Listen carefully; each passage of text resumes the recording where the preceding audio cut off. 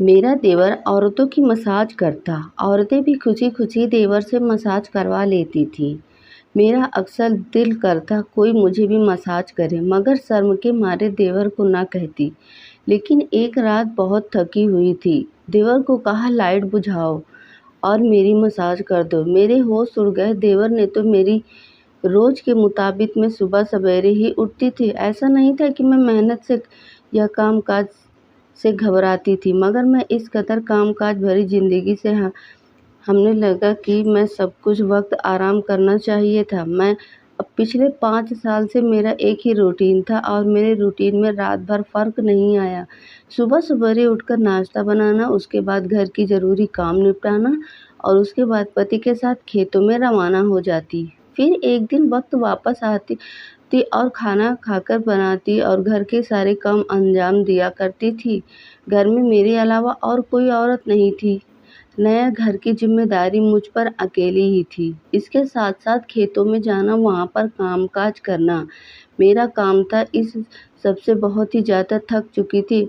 अब मैं सब सुबह घर से बाहर जाने लगती थी तो हमारे घर की, मोहल्ले की और करीबी गाँव की औरतें मेरे देवर के पास मसाज कराने के लिए आ जाती थीं और शाम का उनका वक़्त आना-जाना लगा रहता था, क्योंकि मेरे देवर घर पे ही रहता था और उसके ऐसे काम से अच्छी खासी आमदनी हो जाती थी। वह पढ़ा-लिखा था और खेतों में काम करता था। यही वजह से मेरे पति की करने के काम वाले खेतों में जाना भी हमारा गाँव या निवासी था। यह सभी औरतें अपने पति के साथ मिलकर ही काम करवाया करती थी और उसका हाथ बटाया करती थी। पति का हाथ बटाने के चक्कर में मैं खुद थकान से चूर-चूर हो जाती थी। मेरा भी थकान से बहुत बुरा हाल हो जाता था। मेरा भी कभी दिल करता था कि मैं अपने देवर से मालिश करवा लूँ, मगर हमेशा शर्म से लिहाज़ किए मेरी चुप हो जाती थी। मेरा देवर बहुत अच्छी आदत का इंसान था। वह किसी से भी ज़्यादा फालतू की बात नहीं करता था और मेरे ससुराल में यही निवास था। मैं देवर से ज़्यादा बात करने की इजाज़त नहीं दी थी। पति ने भी मुझे पहले ही दिन से बात बता दी थी कि हमारे यहाँ औरतों को मर्दों के साथ ज़्यादा बातचीत करना पसंद नहीं किया जाता है। मैं खुद भी कम बोलती थी। मैं ज़रूरत से वक़्त ही उसके साथ बात किया करती थी और तीनों वक़्त में उसके कमरे में खामोशी से खाकर वो रख कर आती थी। कभी-कभी उसका मूड होता तो वह हम दोनों मियाँ-बीवी के साथ खाना खा लेता, आकर वहीं पर कमरे में ही रहता। अपने कमरे के साथ ही एक और कमरा बना हुआ था जहाँ पर वो अपना काम-धंधा करता था। मुझे अपने देवर की समझ नहीं आती थी। वैसे तो वह खामोश और शर्मीला था। मैं अक्सर सोचती थी कि फिर ये ऐसा काम कैसे कर सकता है? औरतों को मसाज देने में शर्म नहीं आती। मुझे तो सोचकर ही शर्मिंदगी लग रही थी। जब मैंने अपने पति से बात की तो वह भी रोज़गार और उसी में ही चलता रहा। वह अपने काम पे ही सरमनाश, आई तो खाएँगे कहाँ से? उसकी बात यह सुनकर मैं खामोश हो गई। कभी-कभार जब मैं काम से बहुत ज़्यादा थकी-हारी तो मेरा दिल करता कि मैं भी इस दवा की थकावट को दूर कर सकूँ, मगर मैं अपनी ख़्वाहिश का इज़हार किसी से भी नहीं कर सकती थी। मेरी शादी को उस वक़्त सिर्फ़ 2 साल हुए थे। मेरी सास का देहांत हो गया था। उसके बाद सारी ज़िम्मेदारी मेरे कंधों पर आ गई थी। उनकी मौजूदगी में मैंने एक पल भी सुख का साँस नहीं लिया था। 2 साल में मेरे काँटों के बसर किए थे। पल-पल मुझे पर निगाह रखती थी, कहाँ जा रही हूँ, क्या कर रही हूँ, उनकी निगाह हर चीज़ पे होती थी। मुझे माहौल से बहुत ज़्यादा परेशान हो चुकी थी। मेरी शादी के 1 साल बाद उन्हें मुझे औलाद ना होने के ताने शुरू कर दिए थे। मैं उसी बात पर बहुत रोती और गिड़गिड़ाती, ऊपर वाले से रोकर दुआ मांगती मेरी जल्दी से गोद भर दो कि मुझे अपनी सास के ताने से छुट्टी मिल सके। मगर शायद मेरी किस्मत में भी यही आज़माइश लिखी थी कि मैं कभी एक औलाद के महरूम थी। एकदम से मेरी सास बीमार रहने लगी थी। बहुत से हकीम और डॉक्टर ने उनका इलाज कराने की कोशिश की गई, मगर उनकी बीमारी किसी भी कमी समझ में नहीं आ रही थी। उनके दोनों बेटे बहुत ज़्यादा प्यार करते थे। मेरे ससुर को बहुत साल पहले देहांत हो गया था। मेरी सास ने उन दोनों को माँ-बाप दोनों बनाकर अकेले ही पाला था। वो बहुत गुस्से मिजाज वाली औरत थी। उन्होंने सारी ज़िंदगी बहुत नफ़रत से गुज़ारी थी। उनके माँ-बाप ने उन्हें दूसरी शादी करने का बहुत ज़ोर दिया, अगर अपने बच्चों की वजह से दूसरी शादी करने का इनकार कर दी थी। उन्होंने अपनी सारी ज़िंदगी अपने दोनों बेटों के कुर्बान कर दी थी। शायद यही वजह थी कि उनके बेटे भी उनके बहुत ज़्यादा प्यार करते हैं और माँ की हर बात उनके लिए हुक्म का पालन करना होता था। जब मेरी साथ सास बीमार पड़ रही थी तो दोनों बेटे चारपाई के साथ लग बैठकर अब रहते थे। तमाम पूंजी और अपनी माँ के इलाज की खर्च कर दिए थे, यह सोचकर कि शायद उनकी माँ बच जाए। मगर वह ज़िंदगी इतनी ही लेकर आई थी। चंद दिनों के बाद ही वह विदा हो चुकी। उसके बाद जहाँ मैं सुबह का चैन का सांस ली, वहाँ पर वो घर की सारी जिम्मेदारी मुझ पर आ चुकी थी। घरेलू काम के साथ साथ मुझे अपने पति के साथ जाकर खेतों में काम करना भी पड़ता था। मेरी सास की बीमारी के दौरान मेरे पति का और देवर बहुत कर्ज हो चुका था, जिसकी वजह से हमारी हालत काफ़ी हद तक खराब हो चुकी थी और कर्ज उतारने के लिए हम भी 3 आन बंदे ही अपनी जगह पर बहुत ज़्यादा मेहनत कर रहे थे ताकि जल्दी से कर्ज से छुटकारा पा सके। अब जब मैं कामकाज करने के बाद अपने पति के साथ खेतों में जाने लगी, तब हमारे घर में औरतों को आने का सिलसिला शुरू हो जाता। हम उम्र की औरतें, लड़कियां में देवर के पास आती थी। मैंने आज तक कभी किसी अपने देवर से बारे में कोई गलत बात नहीं सुनी थी।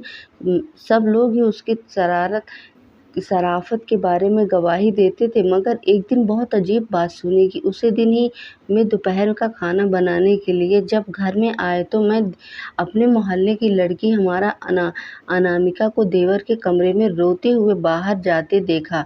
मैं यह मंजर देखकर हैरत रह ज़्यादा रह गई। शादी के 5 सालों में ऐसी पहली बार हुआ था। मेरे देवर की शराफ़त का सारा ज़माना गवाही दे रहा था और वह एक भला लड़का था जिसकी वजह से आज तक किसी को कोई तकलीफ़ नहीं पहुंची थी।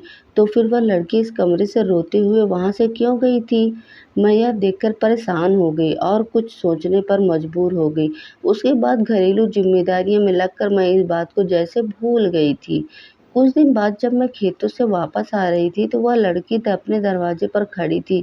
मुझे देखकर मेरे साथ इधर-उधर की बातें करने लगी। मैं जल्दी-जल्दी बातें करके जान छुड़वाकर घर के काम के चक्कर में थी, क्योंकि मुझे अपनी खाना भी बनाना था और फिर पति को देने के लिए वापस जाना था। मगर वह बातें ख़त्म करने का नाम ही नहीं ले रही थी। जब अचानक यह उसकी एक बात सुनकर मैं चौंक गई। वह देवर के बारे में बात करने लगी थी कि मेरे देवर ने उसके साथ अच्छा नहीं किया। मेरे साथ तो बहुत बार पहुँचने पर ही उसने एक बात के बारे में नहीं बताया कि मेरे देवर ने क्या किया। पूछने के बा इतनी बात कहने के बाद अपने वह घर के वापस चली गई थी और मैं उसके बारे में सोचते हुए घर वापस आ गई। परेशान हो चुकी थी कि क्या जाने क्या बात है। उसी दिन वह क्यों रोते हुए वापस जा रही थी। उसे लड़की को शोहरत हमारे मोहल्ले से ठीक नहीं थी। अक्सर मेरे पति उसके बारे में बात करते थे कि उसकी वजह से मोहल्ला का माहौल ख़राब हो रहा है, मगर मैं नहीं जानती थी कि आखिर ऐसी क्या वजह है। वह उसके बारे में ऐसा क्यों कहते हैं। मेरा मोहल्ला भी किसी औरतों को इतना मिलना-जुलना ठीक नहीं था, ना ही किसी से इतना उठना-बैठना था कि मुझे ऐसी चटपटी मसालेदार बातें सुनने को मिलती। इस बात को मैंने अपने पति के साथ करने के बारे में सोचा, मगर वही मेरी कमज़ोरी, अर्थात जब तक मेरे पति ने आने का वक़्त हुआ तब तक घर की ज़िम्मेदारी में मैं इस तरह बात को कैसे भूल सी गई थी कि मुझे उनसे कोई बात करनी थी। दिन किसी तरह तेज़ी से गुज़रने लगा था और उसे दिन हम दोनों मियाँ-बीवी खेतों में काम कर रहे थे कि जब मोहल्ले का एक आदमी भागता वहाँ पर आया और हमें जल्दी से घर वापस चलने के लिए कहने लगा। हम दोनों यह सुनकर परेशान हो गए थे, ना जाने क्या बात हो गई हो। तेज़ कदम उठाते हम दोनों कद घर पर पहुँचे। वापस आए तो बहुत ज़्यादा औरतों का तामझाम शुरू हुआ था और उसे हम मर्द वहाँ इकट्ठे हुए थे और ऊँचे-ऊँचे बोलने की आवाज़ें भी साफ सुनाई दे रही थीं। हम दोनों जब अंदर घर में दाखिल हुए तो सामने का मंज़र देखकर हैरान रह गए।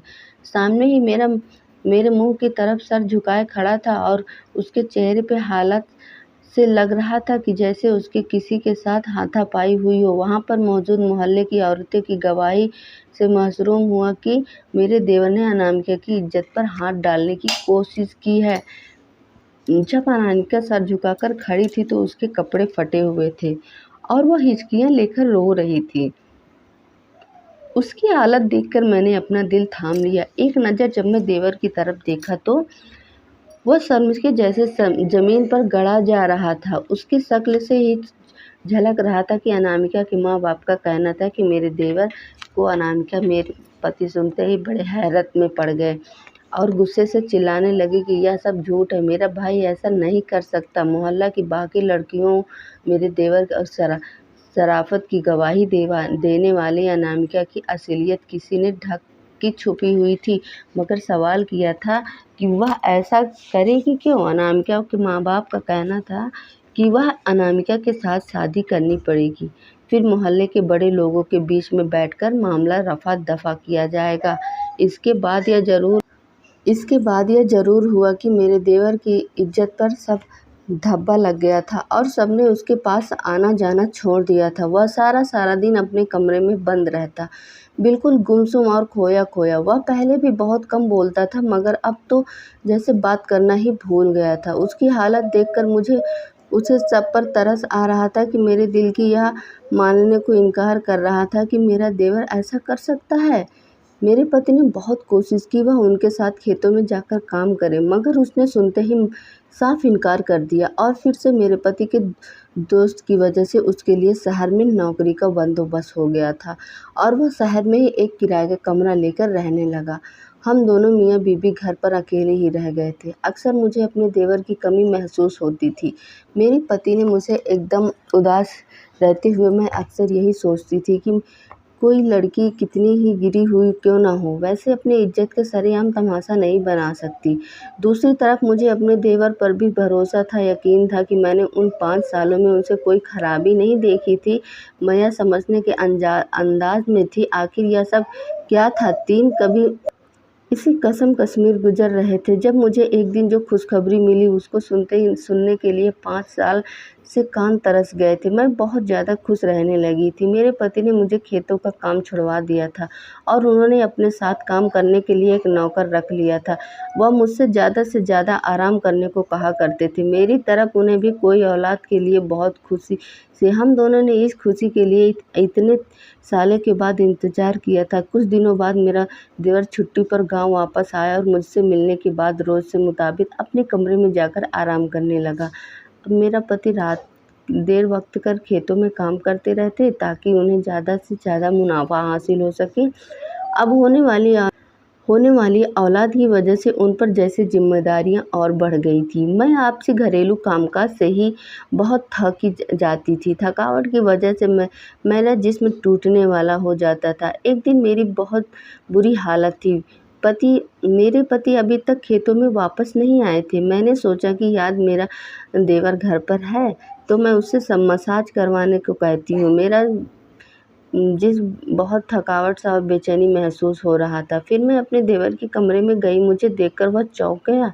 मैंने कुछ देर सोचा कि वह मुझे कैसे बात करूं, मगर फिर ख्याल को एक जगह रखा और उससे कहा कि लाइट ऑफ करके अगर थोड़ी देर मसाज कर देते तो असली पल के लिए हैरानी शब्द बन गया था। जैसे राहुल अपनी जगह से उठा, चेहरे को डर से अंदाज होने लगे थे।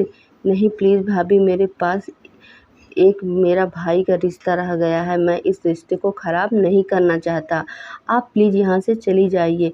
अपने देवर की आवाज़ सुनकर मैं जैसे हैरत में पड़ गई थी। शर्मिंदगी से मुझे कदम उठाना था दुश्वार हो गया था। मेरा देवर ना जाने मुझे क्या समझ रहा था। मैं अपने कमरे में से वापस आ गई हूँ यह सोचते-सोचते ना जाने कब नींद कब मुझे लगे मैं खो गई थी। लेकिन मेरे देवर ने मुझे गलत क्यों समझा? तो उसे सिर्फ़ मसाज के बारे में ही तो कहा था और अगले दिन सुबह सवेरे ही वह वापस चला गया था। फिर कुछ दिन बाद वापस मुझे पूरे मोहल्ले में ऐसी खबर सुनने को मिली जिससे वह सबके होश उड़ गए थे। एक कि दिन अनामिका के सबसे सामने रोते हुए इस बात का इज़हार किया कि उसने मेरे देवर का इल्ज़ाम लगाया था। वह दरअसल उसके साथ शादी करना चाहती थी, उससे प्यार करती थी मगर उसे मेरा देवर तेरा एक शरीफ इंसान था। उसने जवाब अनामिका को इस बात से मना किया कि समझाने की कोशिश की तो अनामिका ने उल्टा उसे पर इल्ज़ाम लगा दिया कि मजबूरन होकर उसके साथ होकर उसके साथ शादी कर ले। इस बात से ज़्यादा अनामिका का ही नुकसान हुआ था। इसके लिए यही सही रिश्ता आने भी बंद हो गए थे। अब एक बहुत ही बड़ी उम्र के आदमी का उसके लिए रिश्ता आया था और कुछ दिनों के बाद उसकी शादी होकर यहाँ से चले जाने का पूरे मोहल्ला में लोगों के दिल में जो मेरे देवर के लिए कांटा चुभ रहा था वह जैसे भी कहीं निकल गया था। अब वह मेरे देवर भी जैसे सबकी गिरफ्तारी का शर्मिंदगी से खुद से नज़र चुराया फिरता था। अपने देवर के इस बात पर जैसे मेरे सीने में एक हंसी निकल गई थी। मैं ही भी बड़े दिनों के बाद खुल के दिल खोल के मुस्कुराई थी और उससे कहा कि मैं तुम्हारे दिमाग की हालत समझता हूँ और फिर मैं तुमसे नाराज़ नहीं हूँ। वह भी मेरे जैसे बात सुनकर हल्का फुल्का सा हो गया और फिर वापस चला गया। अब उसने अपने ऑफिस में एक लड़की को पसंद कर लिया और उसके साथ शादी करना चाहता था। हमें भला इस पर क्यों इतराज़ हो सकता था। हमारे लिए यह काफ़ी था कि वह अपनी ज़िंदगी में खुश और मगन रहे। भी खुशी-खुशी में इजाज़त दे दी और उसका यही सब कुछ ठीक-ठाक था। जब उसकी भतीजी या भतीजा होगा, इस दुनिया में आएगा तो हम उसकी शादी करेंगे और फिर जब ऊपर वाले ने मुझे एक चाँद सा बेटा दे दिया, तो फिर हमने उसे दिनों के बाद उसकी शादी की तारीख रख दी। अब मेरे देवर की शादी हो चुकी है और सब बहुत खुशी हैं। धन्यवाद। अगर ये स्टोरी आपको पसंद आई ना तो प्लीज़ लाइक और सब्सक्राइब करना ना भूलें और ऐसे ही मज़ेदार स्टोरी के लिए हम आपको वीडियो स्टोरी भेजते रहेंगे। धन्यवाद।